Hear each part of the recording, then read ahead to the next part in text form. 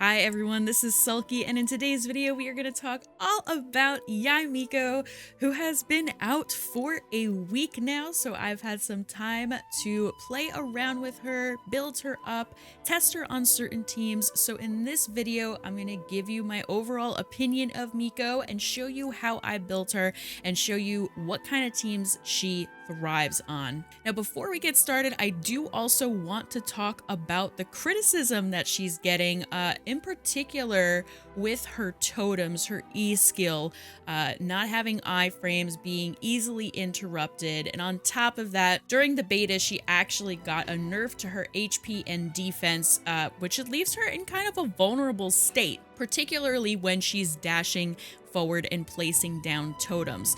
Now, without the resistance to enemy attacks, plus the HP and defense, it could definitely be frustrating to try and have her in a rotation when something like that happens, when she has these kinds of vulnerabilities. My opinion on all of this is I'm not really seeing that much of an issue when it comes to placing down her totems, and this is coming from someone who has mained Zhongli for months now. Not having to worry about dodging is one thing. Of course, Miko could most definitely benefit from having a shielder on the team, but I don't think it's as dramatic as everyone is making it seem.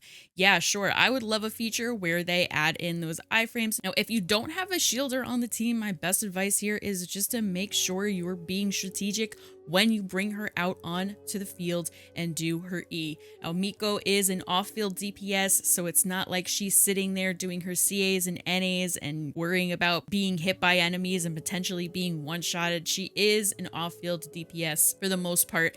I think when she casts her totems and does her Q, it ends up being around 5 seconds, give or take. So that amount of field time is not really too much, and I understand that people are saying a lot could happen in those couple of seconds, but I don't think it's as game breaking as everyone's making it seem, especially in the Abyss, where I'm running her with a party where she does not have a shielder on the team at all. I'm really not coming into too many problems with that.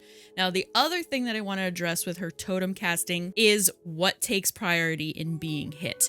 Now, I've seen people talking about how instead of hitting an enemy, Miko is hitting some kind of inanimate object, such as the fires on dragon spines or berry bushes or things like that.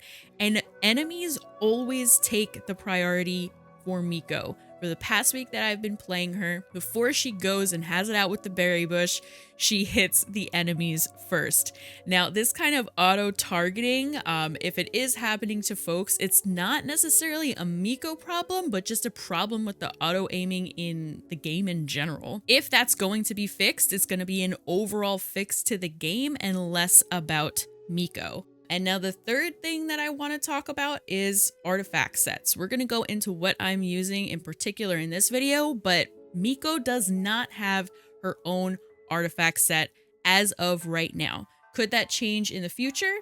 Yeah, and it probably will, but it's not coming in 2.6, and there's really no mention of it other than, speculation going on right now. So Miko can definitely be in a similar position to say Kokomi was, where people were really ripping her apart when she first came out, only to find out later on, and this artifact set, makes her quote unquote OP. All of that said, yeah, I think Miko can fit into existing teams. She's not a game changer overall, especially if you're thinking about it in meta terms, but I personally find her extremely fun to play. She adds something new to the game, and she allows you to have some of these mono-electric teams that you might not have had before. All of that said, let's start talking about how I built her.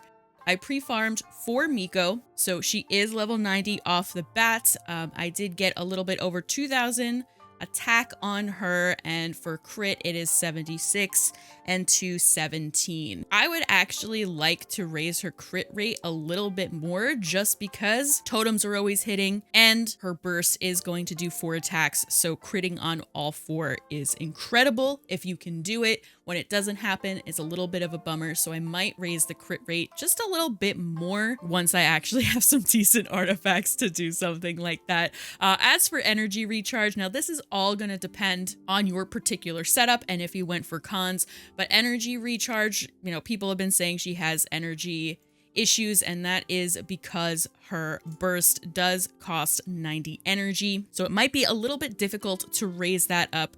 However, if you have a battery on the team, which you most definitely should be, and we'll get into that a little bit more when we discuss teams, but you should have a battery on the team. And if you do, bare minimum 130 energy on your Miko, but preferably get her to that 150 range so you're not seeing any of those issues. If you have C1, you're also going to alleviate some of those energy issues. As someone who has her at C6 and also runs her with the battery, you don't have to worry about energy issues at all anymore at that point. The base of a 100 is good enough for her. So that's why I have her at 116. If this could be lower and I could transfer it to something else, I would. As for weapons, I did splurge and get her signature weapon, and we do have it at 90 with R1. This weapon is incredible for her. It's obviously adding that crit damage, but it's also pretty much catered to her with the max of 3 stacks and casting the elemental skill.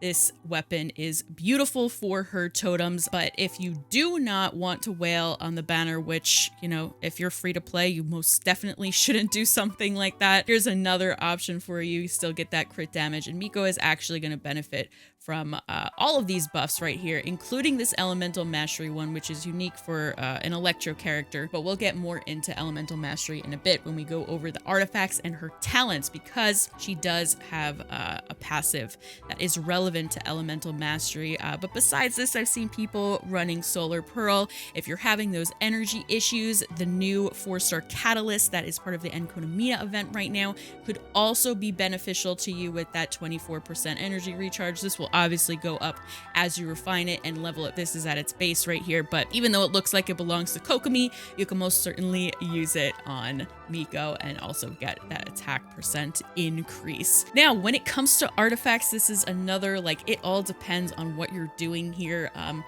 It depends on your luck with artifact sets. It depends on what you want to spend your resin on. I didn't really want to spend too much time in the Thundering Fury domain, so I went with the best 2 artifacts that I could so I could get that electro damage bonus, and then I also went for a 2-piece attack set. Now, obviously, you could use Glad or Shim here. Either one will work. I've seen people using both Glad and Shim and getting rid of Thundering Fury altogether, and you know, there is a little bit of damage increase when you are using Thundering Fury and the 2-piece attack bonus set. But like I said, if you don't have it, it's really not that game changing. I was just trying to make her the best that I possibly could have her at when she first came to the game. Later on, you know what, she might get her artifact set and all this is in vain. But for Miko, you do want to go for an attack sands, electro damage goblet, and a crit circlet. You know, if you are having energy recharge issues, hopefully you can get those in the substats, especially if your aim is 150. But other than that, the substats focus on crit and attack. Now, I know we talked about elemental mastery before, and you can see that it comes up sometimes in my substats because my Miko does have 98 elemental mastery. But if I could replace that with attack, then I certainly would do that. Miko gets a 0.15% damage increase based on each point of elemental mastery she has for her skill. I would recommend getting elemental mastery from other things, whether that be your teammates or particular weapons that they're carrying. Things like that is where I think you should get that bonus from. I really think you should focus on crit and attack for her substats. And we go on to cons. I was extremely lucky with cons. When I was planning this all out for wishing for her, the goal was C2 and I have no self-control, so I just kept going, and I was able to pull 2 Mikos in one 10 pull and then get a Chi-Chi and a Miko in another 10 pull. So it kind of, I just had a ton of luck. This is the first time I've ever been wailed for a character, so it really worked out to my advantage. But with Miko, I found that her first 2 cons definitely add a lot of value to her character. I don't think that she necessarily needs this in order to function and be viable at C0, so do not get me wrong. I just really like her character, so I wanted to spend the money on her constellations. I would focus on leveling up her E first, just because you could potentially have 100% uptime based on your rotation. So these are always going to be doing damage. Each totem does their own tick, so you get 3 ticks at a time, and also totems are destroyed if you do not use your burst and destroy them yourself at 5 ticks, so you can really get a lot out of these totems. I would recommend leveling this first, but then I would focus on her burst. When it comes to her NAs, I don't really use her as a main DPS. The damage really isn't there, but you know, that's not to say if you have really good supports that she can't be out on the field. 2 recommendations if you do want to have her as a main DPS, and that is 1, remember that catalysts use a lot of stamina to cast charge attacks, and also think about the animation and how long it takes to cast a charged attack when you're using Miko. One thing to alleviate some of that clunkiness from a catalyst's NAs and CAs is to jump cancel. Miko can certainly do that, and that'll save you some time, which is great. If you are thinking about using her as a main DPS, then I would certainly go and level these up, but if not, E and Q are the priority there. So overall, I've been thoroughly enjoying Miko. You know, when you have a C6 character, I know that it's a little hard for some folks to relate, especially those free to play. So I do want to go over some of the damage numbers that Miko could be doing right now. Let's just use the Narukami Shrine Yae Miko main's damage calculator to kind of help us out and give you a clue or an idea as to what your Miko could potentially look like. And for the sake of this video, we'll just pretend that you have my artifacts just to make it a little bit easier, but we'll make the majority of the stats free to play friendly. So with Miko coming in at 90, 686 talents, no cons, a 2-piece Thundering Fury and 2-piece Glad set, using the Widsith with its buffs coming through. We can see these are the types of numbers that Miko produces right now without any buffs at all. So in order to read this, it's important to note that this is the total overall once all 3 bolts go off. This is not one bolt does 15, the next bolt does 34. This is 15 plus whatever this bolt did equals 34. So just so you can read that properly here, her burst, if it crits, coming in about 72, the average being around 61 right now. And then we can kind of see what her totems do. This is her totems if you decide to burst once they've been out for a bit, as opposed to if you just decide to let them run out on their own. Now, one other thing I want to mention here that came to mind is how she works in these rotations. Now, a lot of people before her release were saying, you know, put down the 3 totems, burst, and then put down the 3 totems again for a total of 6 seconds on the field.